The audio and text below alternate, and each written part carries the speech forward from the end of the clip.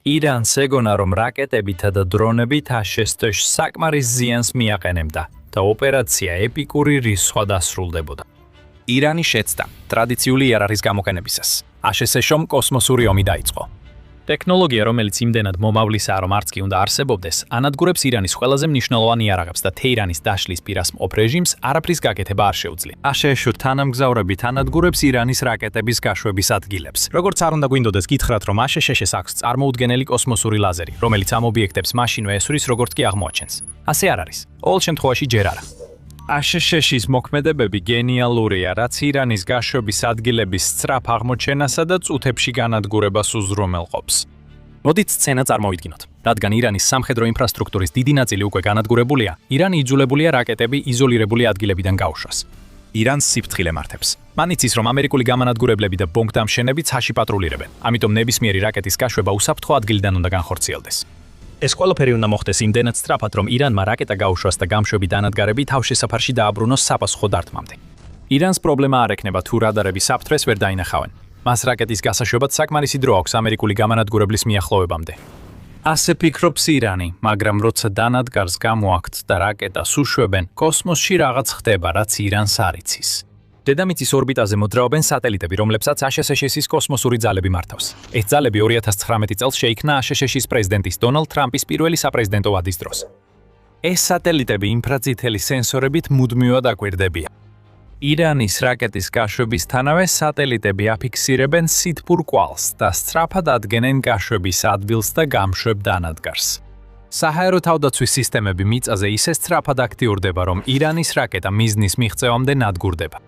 ეს ირანისთვის საკმარისად ცუდია. კიდევ ერთი წარმატებელი გაშვება არ ჭირდება, მით უფრო ახლა, როცა აშშ-მ და ისრაელმა მისი მასირებული შეტევის სტრატეგია ჩაშალეს. ამაზე მოგვიანებით ვისაუბრებთ, მაგრამ ირანი ვერასდროს წარმოიდგენდა, რომ კოსმოსში დაფიქსირებული სითბური კვალი შეიძლება რაკეტების მიწაზევე განადგურების მიზეზი გახდეს. აშშ-ს თანამგზავრი აფიქსირებს გამშვებს, მონაცემებს აგზავნის გამანადგურებლის პილოტთან, რომელიც რამდენიმე წუთში ადგილზე მიფრინავს და ისვრის დისტანციურ რაკეტას. ირანელი ჯარისკაცები, რომლებმაც რაკეტა გაუშვეს, ძლივს ასწრებენ გააცნობიერონ, რომ საპასუხო დარტყმა მოდის სანამ რაკეტა მოხდება. გამშვები ფეთქდება და ირანის რაკეტების ინფრასტრუქტურის კიდევ ერთი ნაწილი ეთიშება ომს. ეს ომია, რომლის წარმოებაც ირანს არ უფიქრია ტექნოლოგიური ბრძოლა აშშ-სთან, რომელსაც მეტი ხრიკი აქვს, ვიდრე ვინმე წარმოიდგენდა. აშშ-ის სითბოს დეტექტორი თანამგზავრები ალბათ ირანის რაკეტებზე დაფუძნებულ სტრატეგიას ყველაზე დიდ საფრთხეს უქმნის, მიუხედავად იმისა, რომ აშშ კოსმოსს ირანის წინააღმდეგ სხვა გზებითაც იყენებს, რაზეც მალე ვისაუბრებთ. New York Post-ის ცნობით ირანის გაშვებებზე თვალთვალის პროცესი როგორც თანამგზავრებს, ისე მიწისზე და სპეციალურ კვანძებს მოიცავს. რაკეტის გაშვებისას ამერიკის თანამგზავრები ავტომატურად აფიქსირებენ სითბოს ინფრაწითელი სხივებით.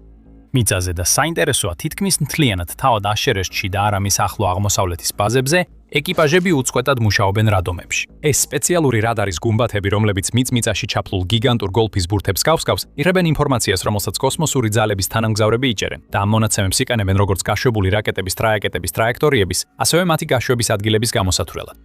ეს ძალიან ეფექტური ტექნოლოგიური კომბინაცია, რომელმაც ასობით ირანის რაკეტა მიზნებთან მიახლოებამდე გაანადგურა.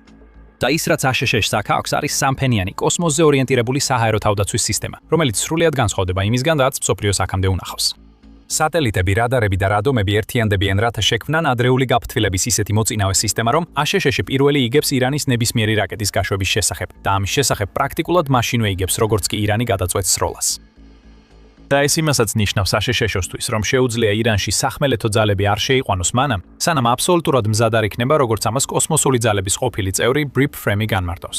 ის ფაქტი, რომ ეს არ არის ჯარისკაცების მასობრივი თავმოყრა იარაღით მიწაზე, მიუთითებს იმაზე, რომ ეს ძალა აშენებულია უმაღლესი დონის ტექნოლოგიებით და მისი მართვისთვის საჭირო გონებრივი რესურსით, ამბობს ფრემი The New York Post-თან საუბარში და ამატებს.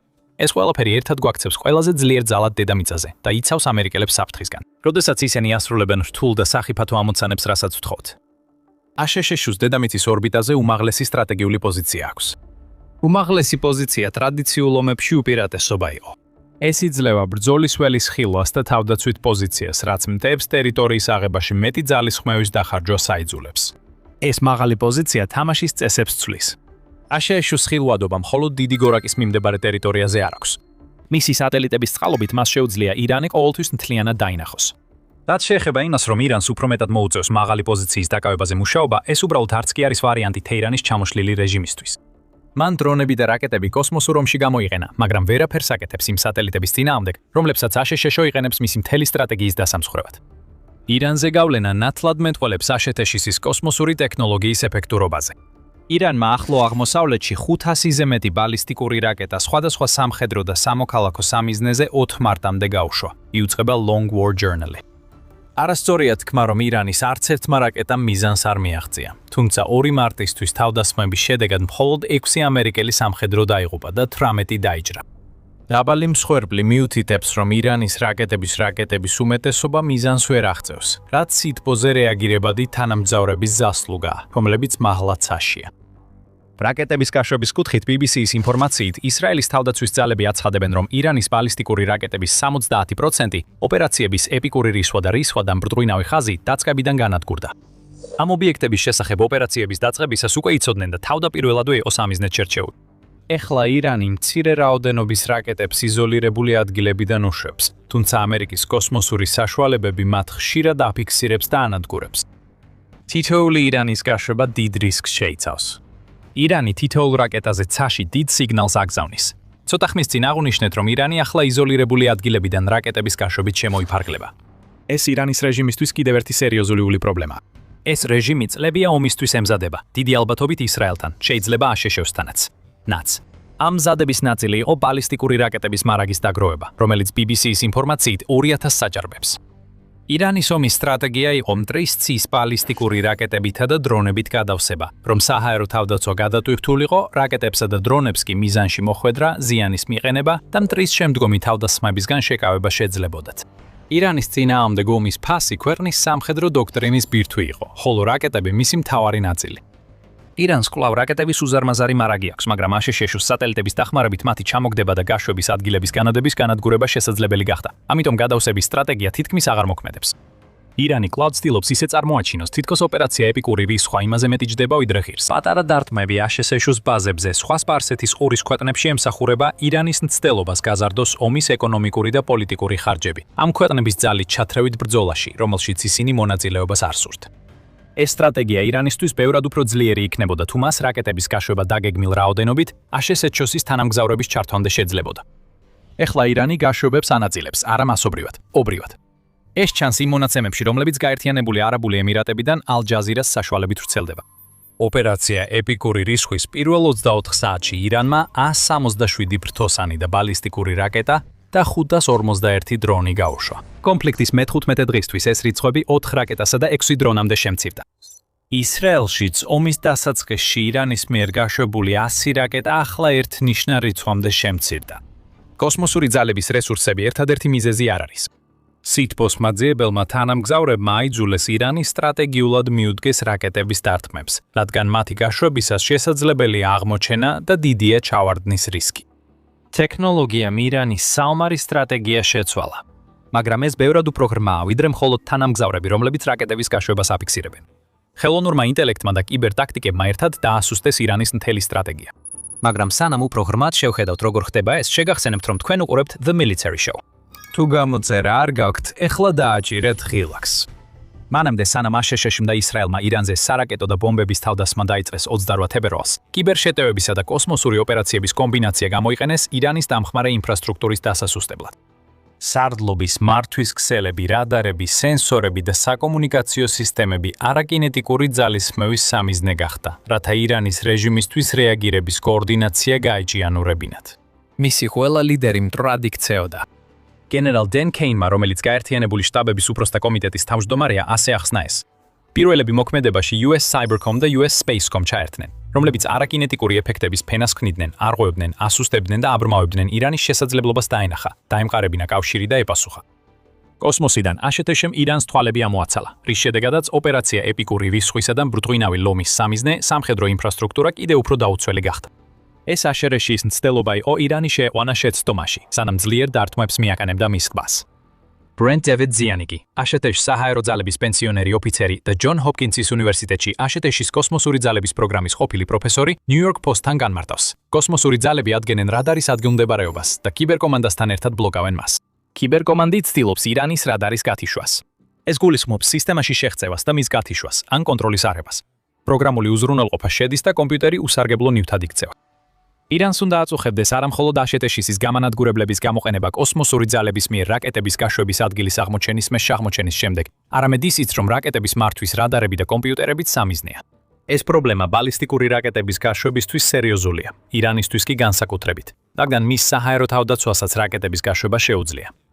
საჰაერო თავდაცვის სისტემა, რომელსაც არ შეუძლია ხედვა, ვერ შეძლებს აშშ-ის გამანადგურებელი თვითმფრინავის ან ბომბდამშენის შეჩერებას, როცა ისინი მოულოდნელად შემოიჭრებიან და გაანადგურებენ იმ ობიექტს, რომელიც მათ უზარმაზარ სამიზნესიაში შემდეგია. კოსმოსური და კიბერომის კომბინაცია. ალბათ მიზეზია, რის გამოც აშშ-მა და ისრაელმა 15,000 სამიზნე გაანადგურეს 13 მარტისთვის, როგორც აშშ-ის ომის მდივანი პიტ ჰეგზერი აცხადებს.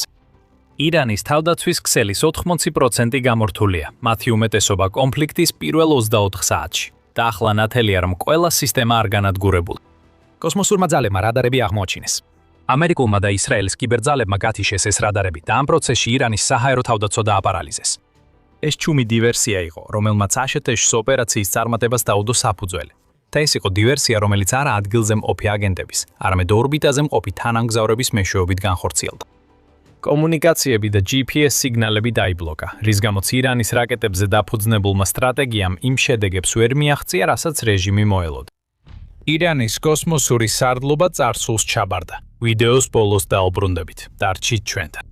მანამდე ხელოვნური ინტელექტიც ჩავთოთ საქმეში. ირანს იმ თანამგზავრების გარდა, რომლებიც რაკეტების გაშვებას და რაკეტების გაშვებას და რადარებს აფიქსირებენ, აშშ-ის ხელოვნურ ინტელექტთანაც მოუწია ბრძოლა, რომელმაც ტექნოლოგიური ცუნამი მოუტანა თეირანს. NBC News-ის ცნობით 11 მარტს ანონიმურმა წყაროებმა განაცხადეს, რომ აშშ-ის სამხედროები ფალანთირის ხელოვნური ინტელექტის სისტემებს იყენებენ პოტენციური სამიზნეების იდენტიფიცირებისთვის ირანზე დარტყმებისას. აშშ სავარაუდოდ იყენებს Maven-ის ანალიტიკის პროგრამას, რომელიც ფალანთირმა ააგო Anthropic-ის Claude-ის ხელოვნურ ინტელექტზე. ეს სისტემა აშშ-მ გამოიტანა ნიკოლას მადუროს დასაკავებლად და აძლევს სამხედროებს სადადაზორო ინფორმაციის სწრაფი ანალიზის შესაძლებლობას.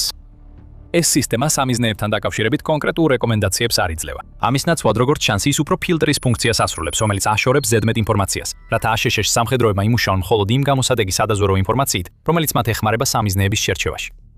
CBS News-ი აცხადებს, რომ პენტაგონი არ ამჟღავნებს, როგორ იტენებს ხელოვნურ ინტელექტს ირანში, თუმცა ჰექსეთი ამბობს, სურს ხელოვნური ინტელექტი აშშ-ს სამხედრო ოპერაციების მთავარ ნაწილად აქციოს.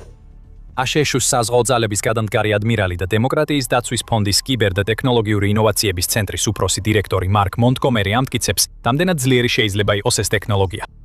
სამხედროები დღეში 1000-მდე სამიზნეს ამუშავებენ და უმეტესობას უტევენ, მომდევნო დარტყმისთვის მომზადება კი 4 საათზე ნაკლებს მოითხოვს. მონტგომერი CBS-ს ეუბნება, რომ ადამიანი ჯერაც მონაწილეობს პროცესში, მაგრამ ხელოვნური ინტელექტი იმ სამუშაოს, რასაც ადრე ანალიზის დღეები სჭირდებოდა, ისეთი მასშტაბით ასრულებს, რომელსაც აქამდე არც ერთი კამპანია არ გათანაბრებია.